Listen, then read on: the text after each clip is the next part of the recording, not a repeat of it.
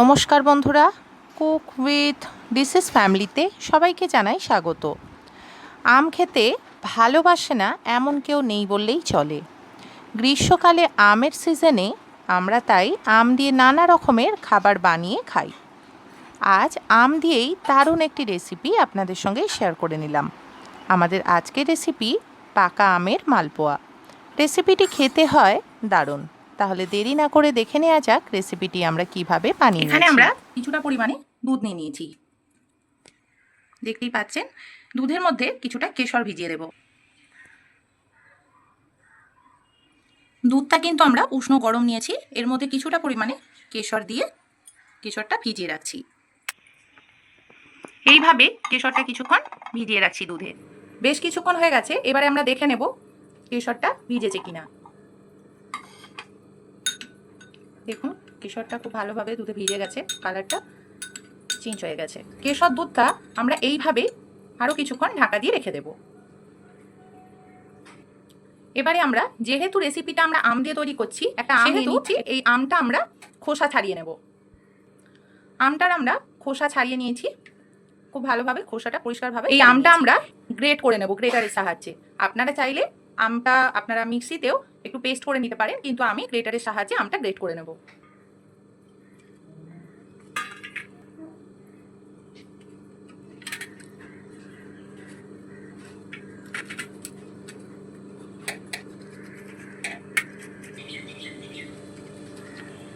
আমটা গ্রেটারের সাহায্যে খুব ভালোভাবে গ্রেট করে নিয়েছি। দেখতেই পাচ্ছেন আমের পাল্পটা পুরোপুরি বেরিয়ে গেছে।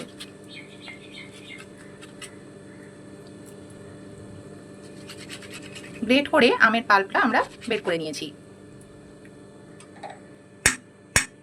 এবারে আমরা আমের পাল্পটা সরিয়ে রাখছি।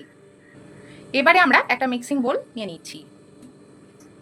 এখানে আমরা পরিমাণ মতো কিছুটা ময়দা নিয়ে নিয়েছি। দেখতেই পাচ্ছেন 1 বাটি মাপের ময়দা নিয়ে নিয়েছি। এবারে পরিমাণ মতো কিছুটা সুজি নিয়ে নিয়েছি। সুজি, ময়দা আমি যতটা নিয়েছি তার অর্ধেক পরিমাণের সুজি নিয়েছি। কিছুটা পরিমাণে মৌরি দিয়ে দিচ্ছি। মালপোয়াতে একটু মৌরি দিলে মালপোয়ার স্বাদ আরও বেড়ে যায়। 1 চিমটে নুন দিয়ে দিচ্ছি। এবারে সমস্ত শুকনো উপকরণগুলো খুব ভালোভাবে মিশিয়ে নিচ্ছি।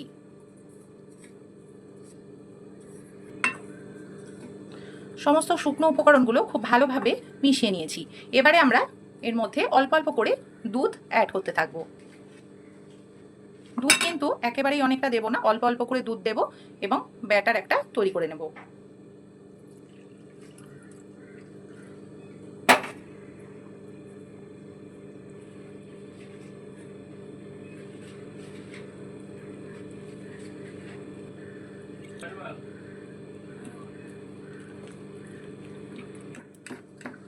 দেখুন বন্ধুরা, ব্যাটারটা তৈরি করে নেওয়া হয়ে গেছে।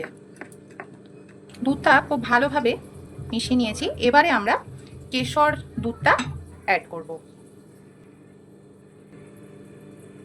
কেশর দুধটা এবার খুব ভালোভাবে মিশিয়ে নেব।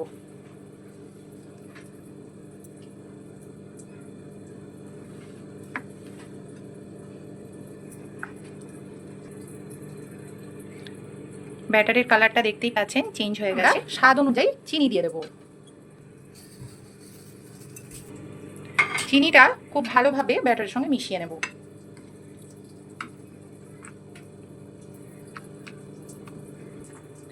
চিনিটা খুব ভালোভাবে মিশিয়ে নেওয়া হয়ে গেছে। আর ব্যাটারের ঘনত্বটা দেখেই বুঝতে পারছেন কতটা ঘন হয়েছে।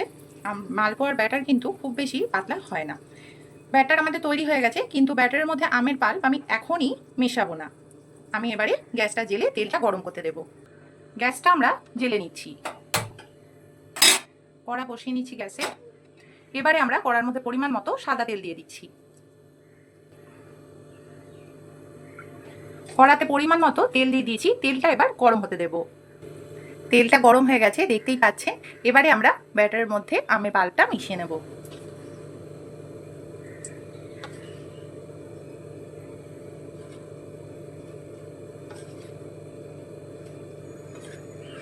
আমরা খুব বেশি কিন্তু ময়দা নিইনি, খুব বেশি পরিমাণের ময়দা আমরা ব্যবহার করিনি, সেহেতু আমরা আমের পাল্প পরিমাণ মতোই দিলাম।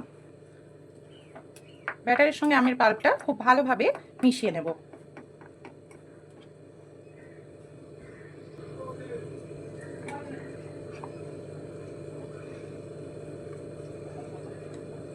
ব্যাটারটা আমাদের তৈরি হয়ে গেছে।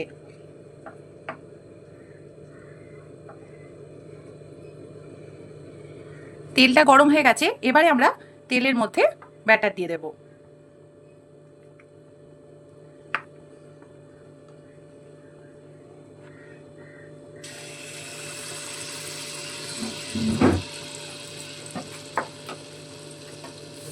মালপোয়াটা দেখতেই পাচ্ছেন কত সুন্দর ফুলে উঠেছে, দেখুন কড়া থেকেও ছেড়ে গেছে। এবারে আমরা উল্টে দিলাম।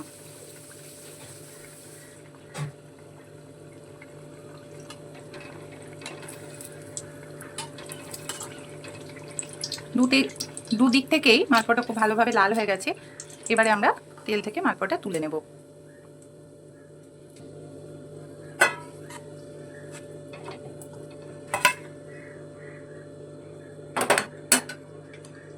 আবারও কিছুটা ব্যাটার দিয়ে দিচ্ছি।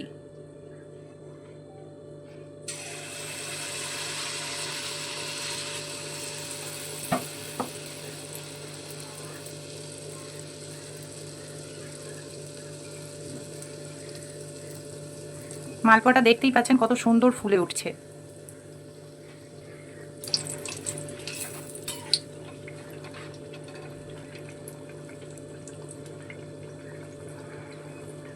মালপোয়াগুলো প্রত্যেকটা মালপোয়া ফুলছে এবং কড়াতে আটকে যাচ্ছে না, অর্থাৎ ব্যাটারটা খুব সুন্দর তৈরি হয়ে গেছে।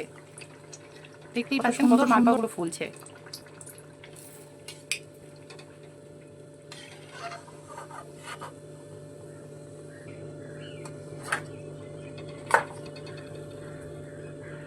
এইভাবে আমরা বাকি মালপোয়াগুলো ভেজে নেব।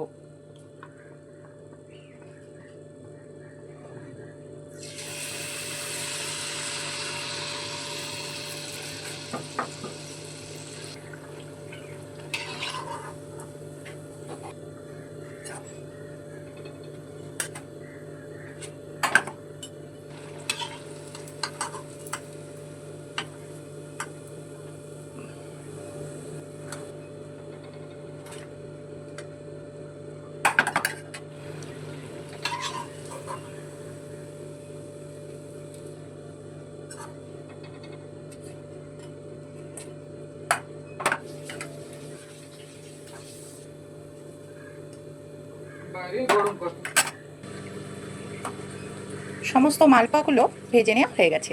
দেখতেই পাচ্ছেন মালপোয়াগুলো কত সুন্দর তৈরি হয়েছে। এখানে আমরা বেশ কিছু মালপোয়া সুগার ফ্রিও বানিয়ে নিয়েছি। একই প্রসেসে বানিয়েছি, এখানে আমরা চিনির ব্যবহার করেছি আর এখানে সুগার ফ্রি গুঁড়ো। এবারে আমরা মালপোয়াগুলো একটি প্লেটে সার্ভ করে নেব।